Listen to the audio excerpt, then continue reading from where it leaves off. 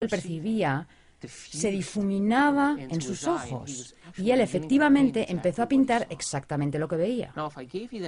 Si después de darte esta información volviera a colocar el cuadro y miraras de nuevo a este Monet, seguramente lo percibirías de manera diferente según tu capacidad de prestar atención a los detalles. En realidad, lo que sucedió en un primer momento fue que te dimos conocimiento e información que tu cerebro descartó y tú mirabas el cuadro basándote en las conexiones que se forman en tu cerebro a partir de lo que sabías. En cuanto le damos al cerebro información nueva y el cerebro puede prestar atención a esa información por medio del lóbulo frontal, empezamos a ver cosas que ya existían, pero que las hemos dejado fuera de la ecuación. Otro ejemplo, un conocedor de vinos. Si un conocedor de vinos agita y saborea el vino, él o ella tiene los circuitos en su cerebro que le permiten apreciar las sutilezas. Reconoce el sabor de los taninos y los ácidos, puede oler el bouquet y los aromas. Eso puede integrarse en datos más específicos acerca de robles y diferentes clases de uvas.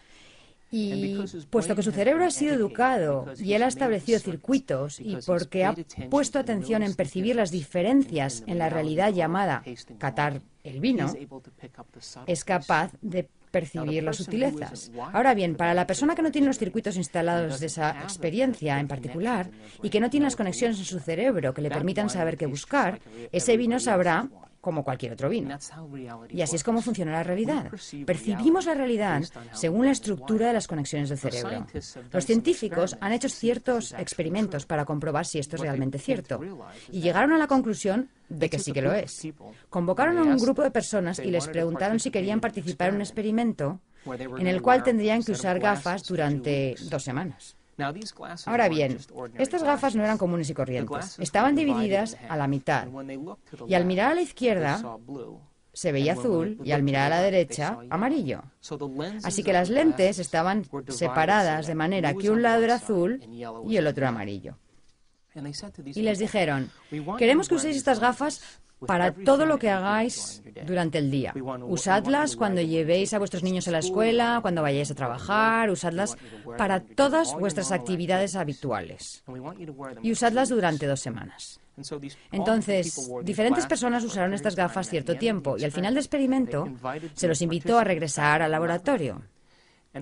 Cuando los participantes llegaron al laboratorio se les dijo, lo que queremos ahora es que miréis este trozo de papel. Era una hoja de papel blanco. Y les preguntaron, ¿qué color veis cuando miráis este papel? Cada una de las personas que participó en el experimento dijo, es una hoja de papel blanco. Bien, les dijeron, mirad a la izquierda. ¿Veis un trozo de papel azul allí? No, respondieron. ¿Y cuando miráis a la derecha, veis un trozo de papel amarillo? Dijeron no. Así que los científicos tuvieron que dar marcha atrás, porque se dieron cuenta de que esas personas estaban coloreando la realidad de acuerdo con su memoria. Estaban revistiendo la apariencia de las cosas según los circuitos que ya tenían instalados. Y cuanto más participaban en el mundo, más rápido se desvanecía el color para ellos. Y esencialmente, eso es lo que hacemos en la realidad. Nuestro cerebro está interconectado de una cierta manera. Estamos provistos de una cierta cantidad de circuitos en nuestra vida y luego ampliamos esos circuitos con las conexiones que establecemos a partir del conocimiento que adquirimos. Y si no adquirimos nuevo conocimiento, usamos siempre los mismos circuitos, lo que hace que la realidad se presente exactamente igual. Si el conocimiento y la información que obtenemos no son convencionales, si se salen de los parámetros de lo que se acepta científica, social y políticamente, e incluso de lo que se acepta religiosamente, a lo mejor empezamos a percibir la realidad de otra manera, basándonos en ese conocimiento que hemos adquirido.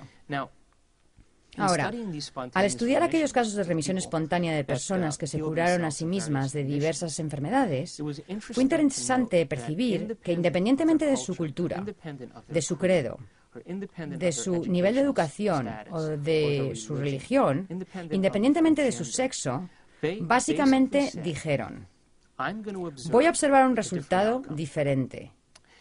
Y voy a aferrarme a esta observación independientemente de la reacción de mi cuerpo independientemente de la reacción de mi entorno e independientemente del tiempo. El lóbulo frontal, la corona de la evolución del ser humano, nos permite hacer eso. El lóbulo frontal nos da permiso para que el pensamiento sea más real que todo lo demás.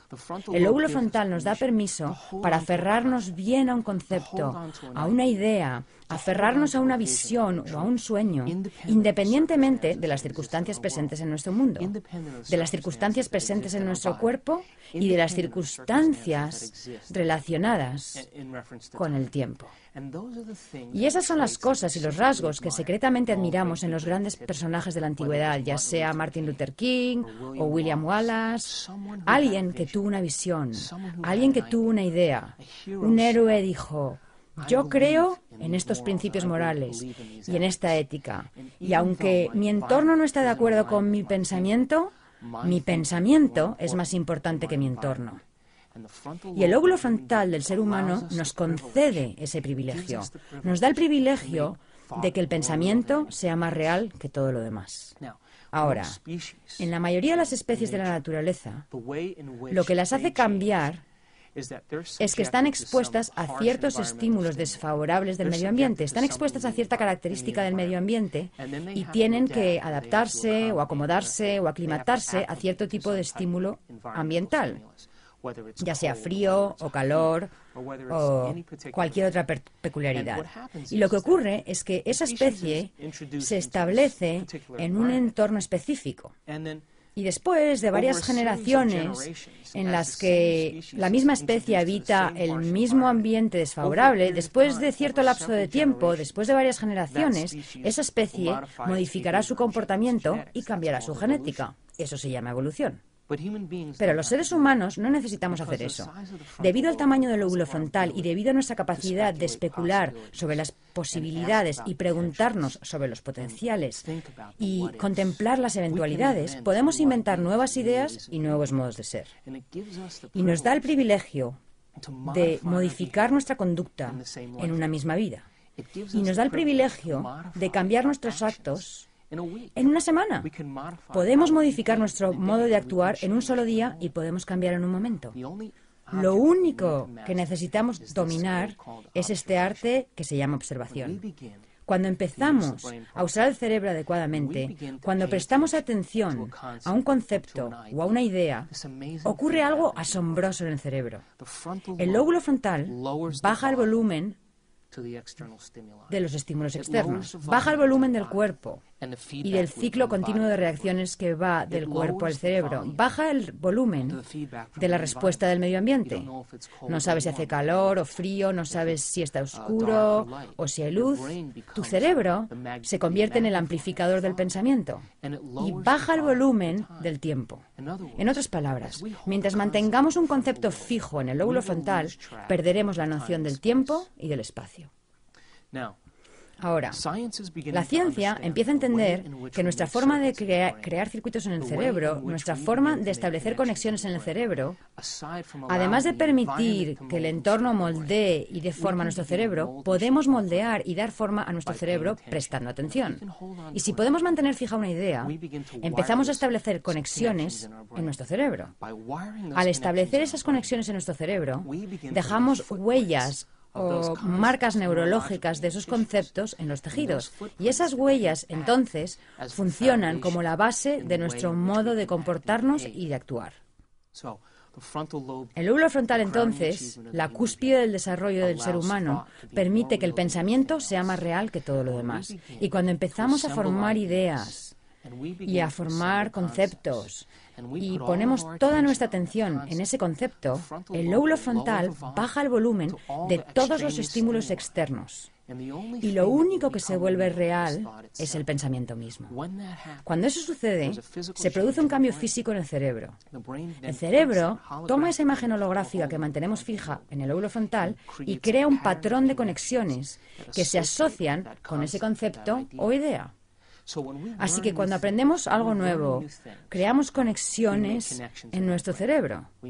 Creamos nuevas conexiones en el cerebro. Cuando memorizamos esas cosas o cuando las recordamos, reforzamos esas conexiones o las mantenemos. La memoria es mantener conexiones. El aprendizaje es formar esas conexiones. Entonces, podemos aprender del entorno, podemos aprender de nuestras experiencias sensoriales, pero entonces no seremos más que lo que nuestro entorno le dicta a nuestra experiencia. Pero si adquirimos conocimiento o información poco convencional, física cuántica, que el observador interviene en la naturaleza de la realidad y que nuestros pensamientos realmente cuentan, desde las partículas subatómicas hasta lo de gran tamaño. Tal vez nuestra observación, nuestra capacidad de prestar atención, empezará a formar nuevas conexiones en nuestro cerebro que nos permitirán percibir las cosas exactamente como son. Y tal vez, debido a que nuestro cerebro procesa miles de millones de bits de información por segundo, pero solo somos conscientes de esos bits de información relacionados con el cuerpo, el medio ambiente y el tiempo, somos capaces de crear nuevas conexiones y adquirir nuevo conocimiento. Empezaremos a ver aquello que siempre ha existido, pero que habíamos descartado de la ecuación, justamente como las personas que hicieron el experimento de las gafas. Me gustaría hablar de cómo aprende el cerebro y de cómo se forman esas conexiones. Sabemos desde una perspectiva científica que las neuronas, las células nerviosas del cerebro, cada vez que se conectan, intercambian información. Cuando se conectan e intercambian información, ese punto de conexión es una comprensión adquirida relacionada con un concepto. Como dije, cuando recordamos algo, activamos esas conexiones y les damos vida. Ahora bien, tenemos una cantidad enorme de conexiones en nuestro cerebro, infinitas conexiones, alrededor de billones y billones de conexiones. Y cada punto en el que esas neuronas se conectan e intercambian información traza un mapa, un patrón o una secuencia que refleja cierta idea, algo que hemos aprendido, un rasgo, un comportamiento, un talento, una tendencia e incluso un sentimiento. Y todas esas conexiones son la suma total de lo que somos como individuos. Todas las personas son diferentes, pues han tenido experiencias diferentes en su vida, han adquirido un conocimiento diferente y están provistos de cierta cantidad de conexiones genéticas. Y eso básicamente constituye nuestro punto de partida como individuos. La mayoría de las personas en determinado punto de sus vidas dependen de esos circuitos establecidos y nunca aprenden nada nuevo. Dejan que los sentimientos se conviertan en su forma de pensar, dejan de aprender y comienzan a sentir. Y cuando llegamos al punto donde dejamos de aprender y empezamos a sentir, es entonces cuando vivimos nuestras propensiones genéticas, es entonces cuando vivimos el futuro predeterminado genéticamente que existe para nosotros como individuos. Cuando adquirimos nuevo conocimiento, el cerebro empieza a reestructurarse, empieza a disparar nuevas secuencias y nuevos patrones, con nuevas conexiones. Y si podemos mantener estas conexiones durante un largo periodo de tiempo, podemos modificar y cambiar nuestro comportamiento. Y lo que ocurrió con las personas que tuvieron remisiones espontáneas es que adquirieron conocimiento y aplicaron ese conocimiento al plantearse posibilidades. Y comprendieron que si conseguían conectarse con esa inteligencia, que hacía latir su corazón y digería sus alimentos, si lograban susurrar al oído del gigante que controlaba su cuerpo físico, que sabía crear células, que sabía organizar el ADN, si conseguían igualar su voluntad a la suya, si conseguían igualar su mente a la suya, si conseguían igualar su amor por la vida al de esa inteligencia, ya que era eso lo que continuamente les daba vida, pensaron que entonces el hecho de cambiar sus pensamientos enviaría una nueva señal a sus células y que establecer nuevas conexiones en su cerebro causaría finalmente un nuevo efecto fisiológico en su cuerpo. Así que el proceso de reinventarse significaba reorganizar esos circuitos hacia un ideal más extraordinario de sí mismos. El cerebro aprende de dos maneras distintas. El aprendizaje está dividido en dos áreas diferentes. Cuando aprendemos algo y lo memorizamos, hay un área en particular llamada aprendizaje explícito. Otro nombre que se le da al aprendizaje explícito es el aprendizaje declarativo o memoria declarativa. La memoria declarativa son cosas que podemos declarar. Uno de los aspectos de la memoria declarativa es el conocimiento, la información, la filosofía. Por ejemplo, Cuando adquirimos nueva información, nuevo conocimiento, datos intelectuales, filosofía, cada vez que hacemos eso, el cerebro crea determinado tipo de circuitos. El segundo tipo de memoria declarativa se llama experiencia. Las experiencias, por lo tanto, son cosas que podemos declarar. Puedo declarar que yo soy un hombre, puedo declarar que sé dónde estaba el 11 de septiembre, puedo declarar que me gustan las manzanas, porque he vivido esas